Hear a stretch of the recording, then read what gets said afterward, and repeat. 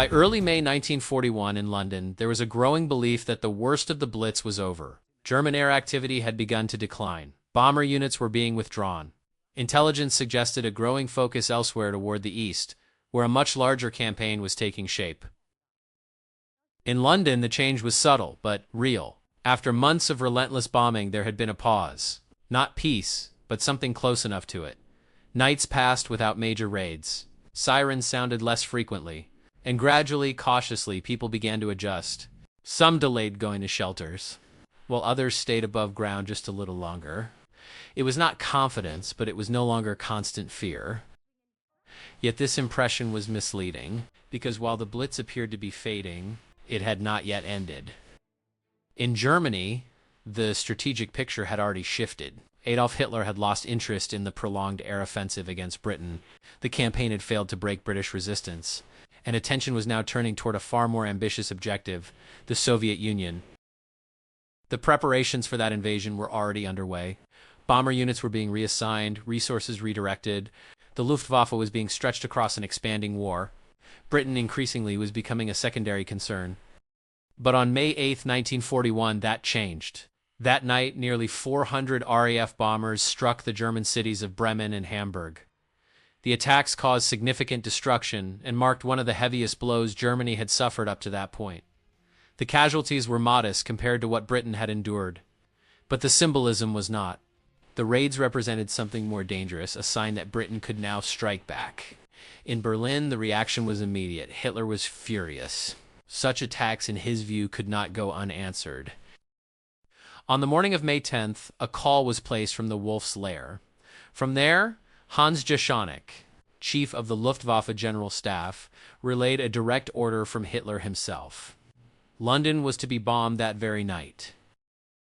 The message reached Hugo Sperl in Paris, commander of Luftflotte 3.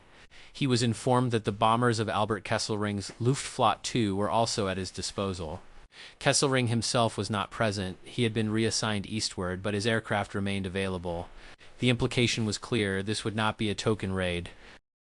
Sperl did not hesitate. Orders were issued quickly. Plans were assembled with efficiency. Crews were briefed. Aircraft prepared. There was little time. But this was not unfamiliar work. Across airfields in occupied Europe, particularly in northern France and the Low Countries, German bombers were readied. Among them were the mainstays of the Luftwaffe's bombing force. The Heinkel He-111, reliable and widely used. The faster, more modern Junkers U-88, capable of carrying substantial bomb loads. And the Dornier Do-17, still in service despite being gradually phased out. These aircraft would form the backbone of the attack. By the evening of May 10th, conditions were favorable. Weather over the Channel and southern England allowed for navigation. Visibility would improve as the night progressed. Shortly after 11:15 p.m., the first bombs fell on London.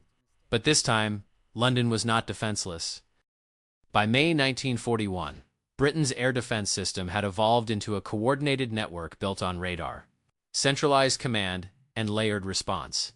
Along the coast, the chain-home radar stations detected incoming German formations as they crossed the Channel. These reports were passed directly to RAF Fighter Command. Responsibility for defending London fell primarily to 11 Group, the same formation that had defended southeast England during the Battle of Britain. Although Hugh Dowding had been replaced months earlier, the system he created remained in place. Operational command of 11 Group had previously been under Keith Parkand, while command structures had evolved by 1941. The defensive framework he had perfected was still being used. As the scale of the incoming raid became clear, multiple RAF squadrons were scrambled. Fighter aircraft, including the Supermarine Spitfire and the Hawker Hurricane, were directed toward incoming bomber streams. However, night fighting remained a major limitation. Radar could detect formations, but interception in darkness was far more difficult. Airborne interception radar was still limited, and night fighter doctrine was still developing. As a result, only a fraction of the incoming German bombers could be effectively engaged before reaching London. Some aircraft were intercepted on approach. Others were tracked but never visually acquired. Many passed through. Ground defenses therefore played a critical role. London was protected by a vast network of anti-aircraft guns under the command of Frederick Pyle, head of Anti-Aircraft Command. As the bombers approached, these batteries opened fire. Heavy anti-aircraft batteries around London relied on well-established weapons such as the QF 3.7-inch AA gun, the standard heavy gun of British air defenses, capable of engaging high-altitude bombers. These were often supplemented by older but still effective pieces like the QF 3-inch 20 CW TAA gun, which remained in service in secondary roles.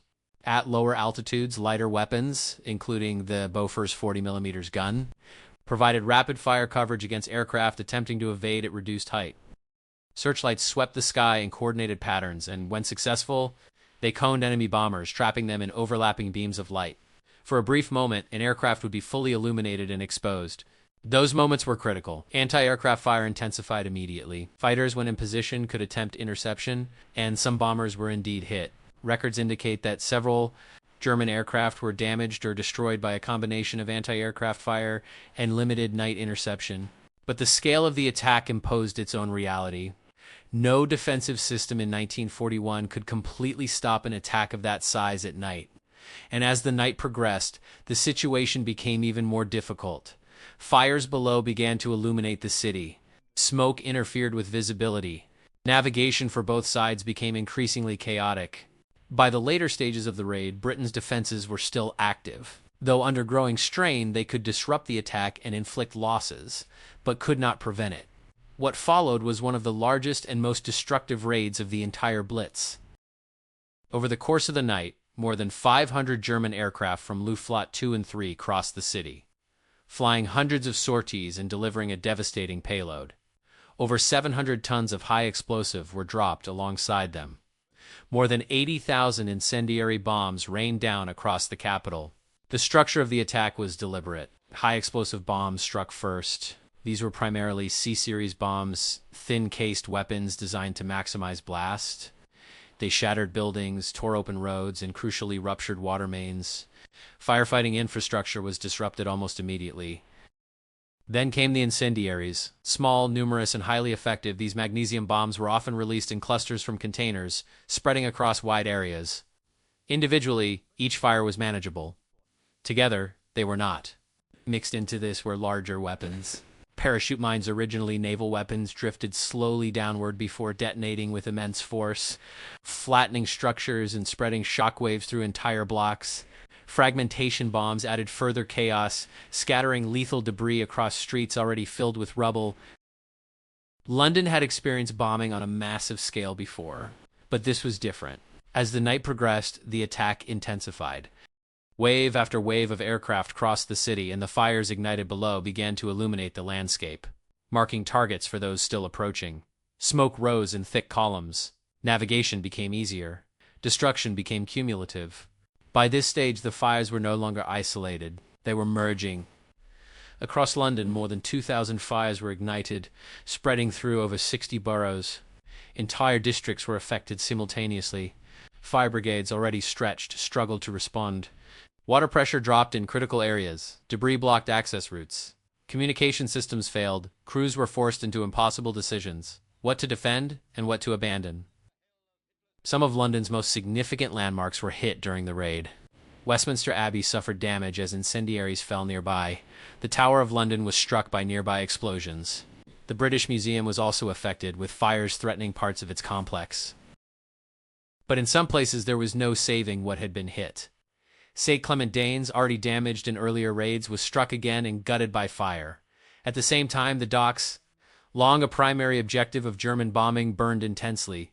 Warehouses filled with supplies ignited. Flames spread along the Thames, stretching from the eastern docks towards central London. The glow from the fires could be seen from miles away, and it had an unintended effect. It guided the next wave of bombers directly toward the city. For civilians, the experience was overwhelming. London had grown used to bombing, but not to this scale. In the early stages of the raid, some hesitated. There had been weeks without a major attack. The urgency had faded, but not for long. As explosions intensified, hesitation disappeared. Sirens gave way to impact. Buildings collapsed. Streets filled with debris. Fires spread faster than they could be understood. Those who reached shelters could do little more than wait. Above-ground emergency services were pushed to their limits. Firefighters worked continuously, often under direct threat. Rescue teams searched through collapsed buildings. while the medical personnel struggled to manage the wounded. And still the bombing continued. Hour after hour, the pressure did not ease. This was not a brief raid. It extended deep into the night. By the early hours of the morning, exhaustion had set in. Across the city, fires burned unchecked in multiple locations. Yet, even then, the attack did not immediately stop. Eventually, toward dawn, the final waves passed. The sound of aircraft began to fade.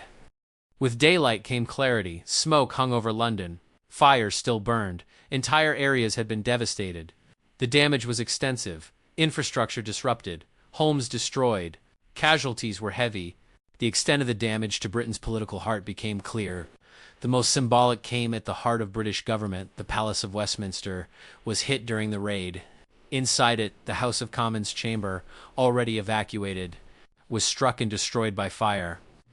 When Winston Churchill was shown the destruction of the House of Commons, he reportedly stood in silence for a moment. Then, visibly moved, he insisted that when it was rebuilt, it must be restored exactly as it had been.